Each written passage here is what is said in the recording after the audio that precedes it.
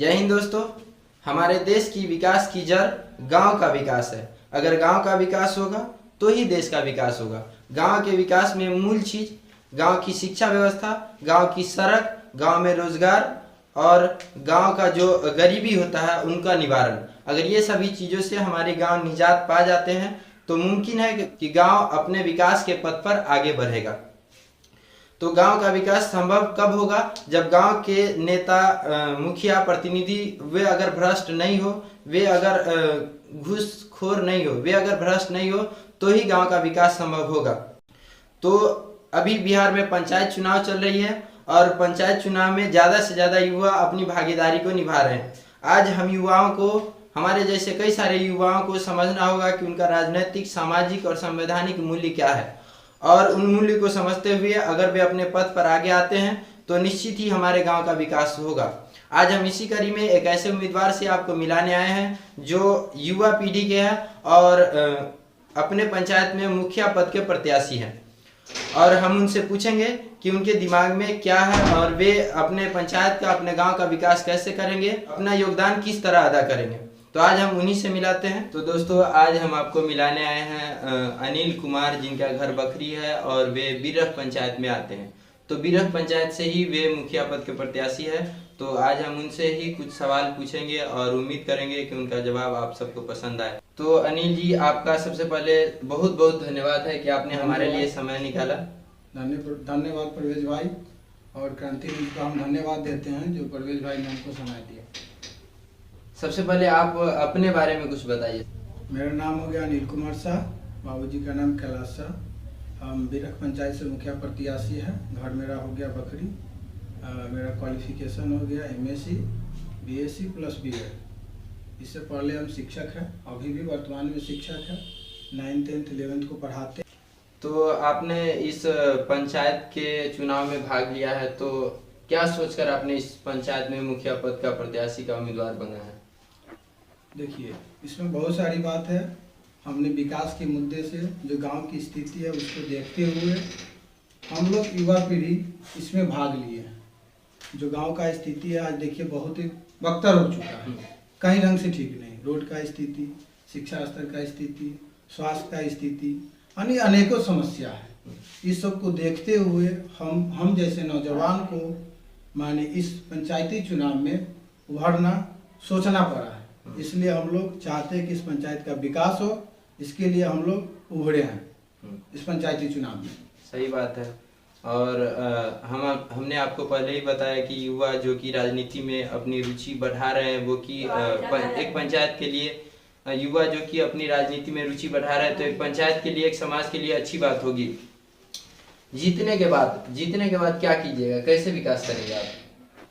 जीतने के बाद हम सबसे पहले मेरा कर्तव्य होगा कि शिक्षा स्तर में सुधार, दूसरा स्वास्थ्य स्तर में सुधार, जो यहाँ का सड़क है और जो नाला नाली है और गांव का जो विभिन्न प्रकार की समस्या है उसको हम दूर करेंगे। इसीलिए हम आपके गांव होकर हम आए हैं। देखे कि कई सारे सड़कें, कोई भी सड़क हो जहाँ पर कीचड़ नहीं हो, हर जगह कीचड़ ही कीचड़ है। तो कुल मिलाकर सबसे पहले आपको इसी पर ध्यान देना होगा। बिल्कुल बिल्कुल इसी पर ध्यान देंगे। और जो हमारे पंचायत का जो आज स्थिति है, आप कहीं से भी देखते होइएगा, आए होंगे तो उसमें देखते होइएगा कि गांव के विभिन्न सड़कों को पानी आपको मिला होगा।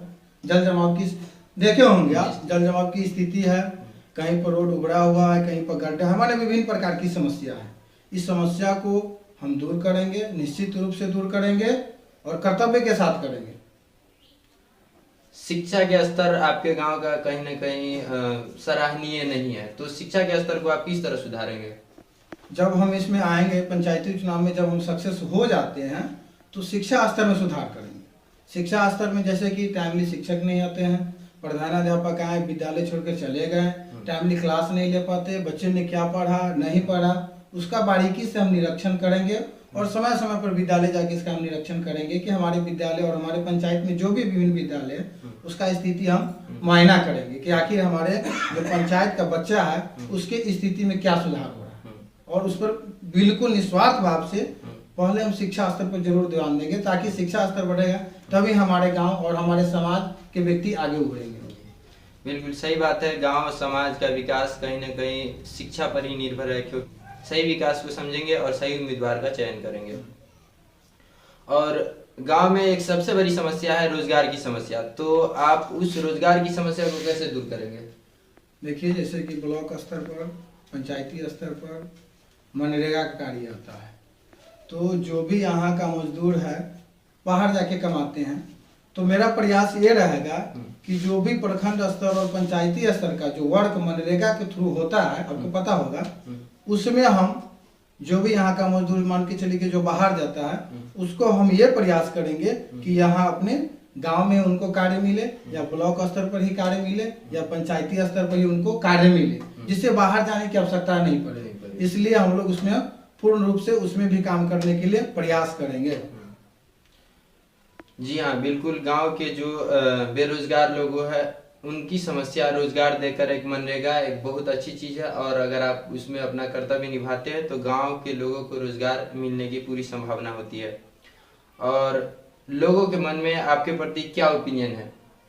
देखिए, हम आए हैं पंचायती चुनाव में, तो लोगों का प्यार, लोगों का आशीर्वाद, बड़े का आशीर्वाद, छोटे का प्यार माने पूर्ण रूप से मिल रहा है, और हमको बहुत खुशी है कि हमारे पंचायत का जो भी व्यक्ति है हमको उस लायक समझते हैं, उस दृष्टि से हमको देखते हैं, और हमारे विचारधारा को अपने अंदर लाते हैं, उनके विचारधारा को हम अपने अंदर लाते हैं कि आखिर गांव की समस्या क्या है, गांव में क्या रीजन है कि यहाँ का विकास हो नहीं पाता है।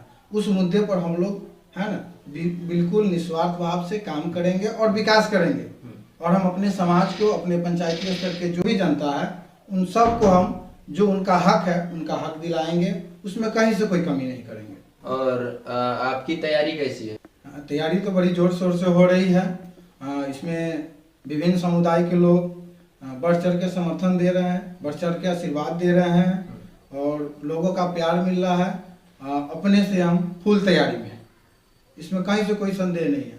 जहाँ तक होता है पूर्ण रूप से, जहाँ जो पब्लिक की समस्या होती है वहाँ पे पहुँचते हैं। और अभी आपका जो रूटीन होगा वो काफ़ी बिजी होगा, क्योंकि चुनाव बहुत ही नज़दीक है, तो अभी आपका रूटीन क्या है?